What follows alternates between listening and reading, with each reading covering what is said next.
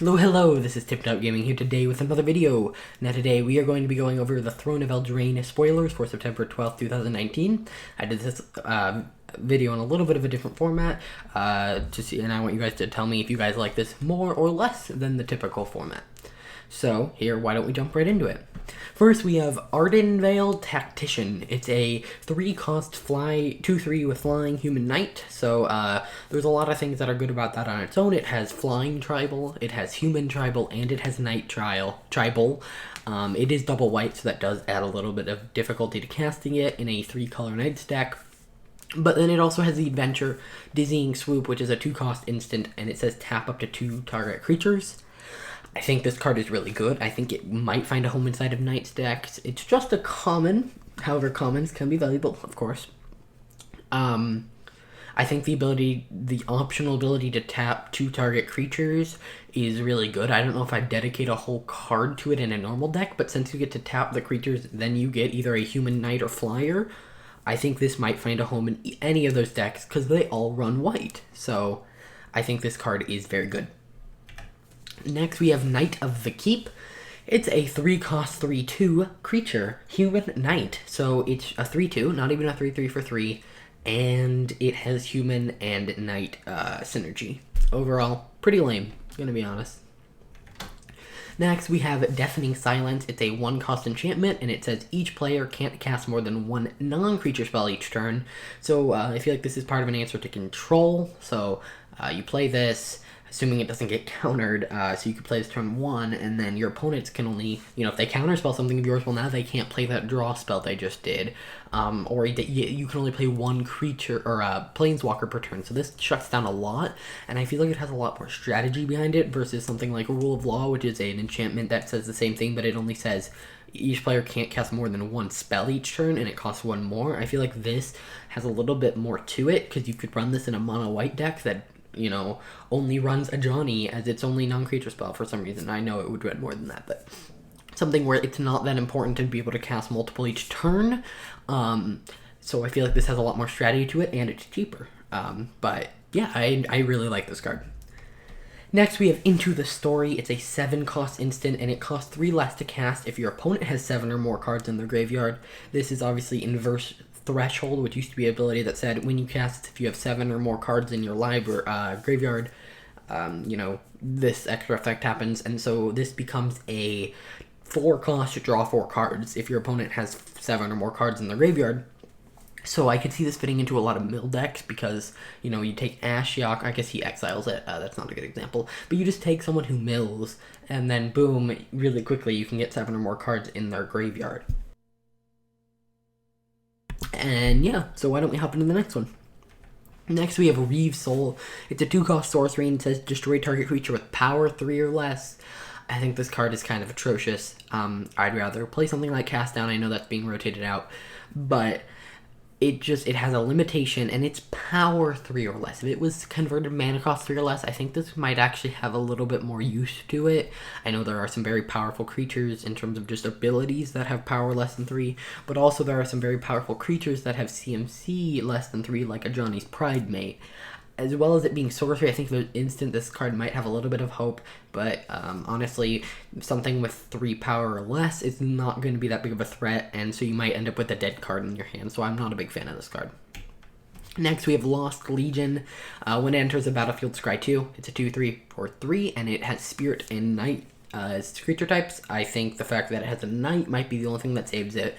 It's also a scry effect in black, which you don't see a lot, but again, it's very generic. Next, we have Epic Downfall. So far, by the way, we haven't seen any rares. It's a 2-cost sorcery, and it says exile creature with converted mana cost 3 or greater. I think this is an amazing card, or at least a good card. A lot of the biggest threats are going to cost more than 3 mana, or are more than 3 mana, like that one Flying Vampire Lady. And of course, this exiles it for 2. Again, it'd be nice if it was instant. I don't think this is going to be overpowered, but I do think this could see some play, especially with a lot of removals cycling out. rotating out. Next we have Bogmone. It's a 5-cost creature fairy, so it does have fairy tribal if any of that exists. And it says it's a flying 3/3, and you can pay 3 and sacrifice a food to make target creature get -3/-3 until end of turn. So this is similar to that one Chupacabra on the Explore deck, which allowed you to murder things with Explore. So I see food. This Throne of Eldraine feels very Ixalan-y to me. There's a lot of tribe-heavy mechanics, and then there's this one mechanic that's kind of like, it only works with itself. And so that would be obviously Explore and food. Like, obviously you can still use food without the rest of the food mechanics, and you could still explore without the rest of the Explore mechanics, but if you really wanted it to be good, you had to use it in conjunction. And so a lot of these cards that specifically reference these kind of things aren't going to see much play, in my opinion. So this is an example of one of those. Next, we have Cauldron Familiar. It's a 1-cost creature cat. It's a 1/1, and when it enters the battlefield, each opponent loses 1 life and you gain a life. And then you can sacrifice a food to return this from your graveyard to the battlefield.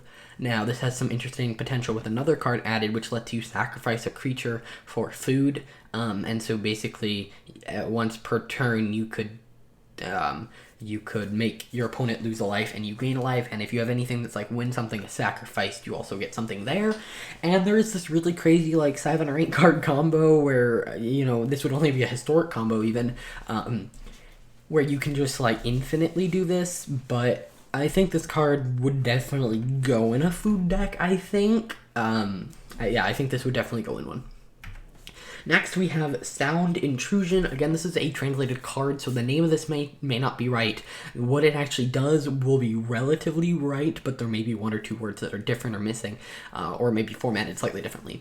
But the overall gist is target opponent reveals his or her hand. You may choose a non-land card from your opponent's hand. If you do, that opponent exiles this card. If it was if a non-black card was exiled this way, exile a card from your hand. So, if your opponent's playing black, this is amazing. It's divest and duress, but it can hit any non-land permanent and it gets exiled.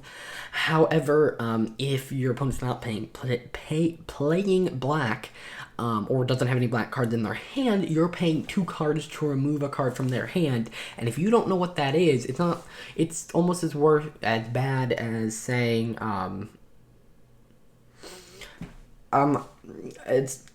it's almost as bad as like removing a creature with 2 removal spells, but at least there you know what you're removing. This you have no idea. Now technically it says you may choose a non-land card, so if you don't want to exile another card from your hand, you don't have to. This could be a 1-cost look at your opponent's hand, and if there is something super scary, get rid of it. But generally, I think this card will see play in some decks, but I think it'll just be really annoying. Next, we have Raging Rugcap, which is a 3-cost 1/2 with double strike. It's a goblin and a knight, so it has both those tribal, and it has 1 power, so it would go in a cavalcade deck, although it's a little expensive, but it still does 2 damage. Anything with double strike is really powerful. Its boost spells basically, you know, they work 75% better, or 50% better, because obviously it doubles the attack, and it has basically first strike. So I think this is a basic card. I don't know if it's going to see play, but don't underestimate double strike. This could be very useful in draft. Next, we have Augur Errands. It's a 4-cost Ogre Knight. Do you think they're pushing knights at all? I don't. It's a 3/4, and whenever it attacks a target attacking knight gains Menace. Menace is not a joke, but also this thing needs to attack, and by turn 4, your opponent should probably either have enough control to remove this, or a creature with more than 4 power. Because then, you know, it's only on attack. It's not like whenever a knight attacks, or like whenever you attack, you know, this guy has to be attacking, and it cannot give Menace to himself. So, again, interesting, I guess. I think I will definitely be trying to make a Knights deck. I'll try to make the 3-color version, and then I'll probably try and cut it down to a 2-color version, but it all depends, especially on what I pull from packs. Next, we have Cap Brawl. It's an instant, and when it deals 4 damage to target creature or planeswalker for 1. If this damage is dealt to a non-red permanent, sacrifice a land. So we see this in a lot of sets. Is like a card that hates on another color. So we had the cycle of them that was like, oh, a blue or green spell, or if your opponent cast a blue or black spell this turn, draw a card, and spells can't be countered. That one, and all those were in Corset 2020, and of course this is I like this a little bit better than those because those only worked against those colors versus this basically has an added cost unless you're targeting something with those colors. So yeah. Next we have Severn Champion.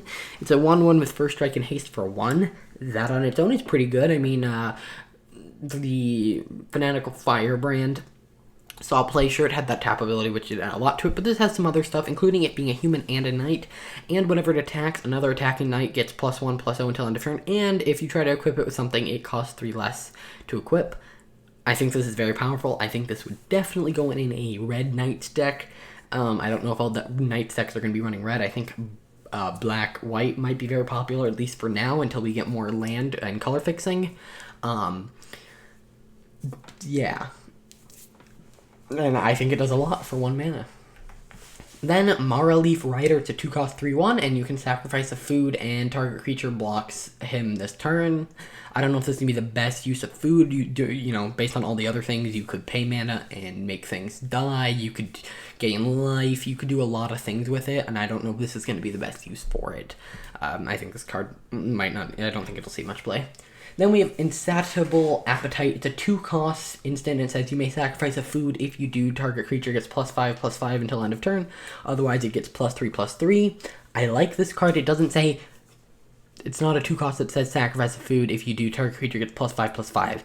If you need to, you can cast it without that, but it's an addition. I think this could see play, but I honestly would have to see the full set to tell you how food is going to do. And it kind of makes it hard to judge it, because the food cards are really only going to work within themselves unless something super special about it. And so it's hard to make judgments without seeing all the food cards. Next, we have Peasant. Sorry. It's a 2-cost instant, and it says deal 5 damage to target creature with flying, create a food token. I'd rather play Plummet, but I guess if I'm playing a food deck, this kind of counteracts the blue-white flyers a little bit. It's okay. Next, we have Oakham Adversary. It's a creature elf warrior, so not a knight. And when it costs 2 less to cast, when an opponent controls a green permanent, so that'll be a 2-cost 2/3 with Death Touch, and whenever it deals combat damage to a player, draw a card. This is crazy powerful. This will be a bomb in draft, and it's not uncommon. That's because, you know, they don't want to block with a creature because their creature will die, but also they don't want to let them hit them because then you get to draw a card. So this is very powerful. I don't know how much play it's going to see in Constructed, but at least in Limited, it's going to be very powerful. Next, we have Edgewall Innkeeper. It's a 1-cost 1/1, and whenever you cast a creature spell that has an adventure, draw a card. So this is one of the cards I think was needed. I think we need more adventure. If someone wants to build an adventure deck, the issue is that they're in all 5 colors. I saw adventure as less of a mechanic. Like, it obviously is a mechanic, but I see it similar to sagas. Sagas, you don't see saga decks, but you do see cards with saga in other decks. And that, I think, is what institutes a good mechanic. Is one that works. I mean, sagas weren't that great, and based on this description, but I think a good mechanic can work really well in a deck by itself, but certain cards from it, the mechanic works well enough and isn't too dependent on itself that you could take a card from that and throw it in another deck. Otherwise, you're going to have no value unless that mechanic is meta. So I think that, obviously, I saw Adventures as something that could really easily fit into other decks. I didn't really see it much as having its own type of deck, but I guess it does. Next, we have Glass Casket. It's a 2-cost white artifact, and whenever it enters the battlefield, exile target creature an opponent controls with CMC 3 or less until it leaves the battlefield. Again, restrictions. This one's converted mana cost instead of power, so it's a little bit better. I'm still not a big fan of it. I guess it does count towards your artifact count, so it is better than the other card, but not by much. Next, we have a reprint, Sorcerer's Spyglass. This was printed in Ixalan and would be rotating out. But no, as it enters the battlefield, look at an opponent's hand, then choose any card name. Activated abilities of sources with the chosen name can't be activated unless they're mana abilities. So this includes things like Planeswalkers, which this was a lot more effective before Planeswalkers had passives. This would basically just say pay 2, target Planeswalker is useless. Or, hey, this person's doing something really annoying and I can't destroy it because I'm in red and I can't destroy that enchantment. oh, I'll just get rid of the activated ability on the enchantment or something. So I think this is a nice reprint, and nothing that's too overpowered, but something I think is needed.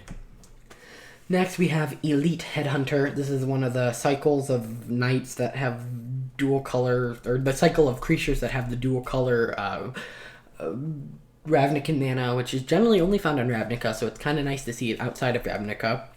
So you can pay 4 Rakdos and get a 2/3 with Menace. I think that's pretty harsh, saying that there's no generic mana on the cost. But you can pay 3 and sacrifice another creature or artifact, and he deals 2 damage to target creature or planeswalker. So this does require mana, but it doesn't tap him. So technically, if you had 6 mana and 2 unused artifacts, you could theoretically deal 4 damage to a singular creature or planeswalker. Next, we have Wandermare. It's a 3-cost 3/3, and whenever you cast a creature spell that has an adventure, put a +1/+1 counter on it. Pretty good. And then our last card, Thunderous Snapper. It's a 4-cost, blue and green, and whenever Turtle Hydra, and whenever you cast a spell, it's converted mana cost 5 or greater, draw a card, and it's a 4/4. I think this is really good. We have a lot of effects like that, and they're really powerful. But yeah, I really enjoy that. The spoilers today were pretty good. None of them seemed too overpowered. We didn't see that many rares or mythics, but overall they were pretty good. Don't forget that like button, subscribe, and I'll see you guys in the next one. Bye.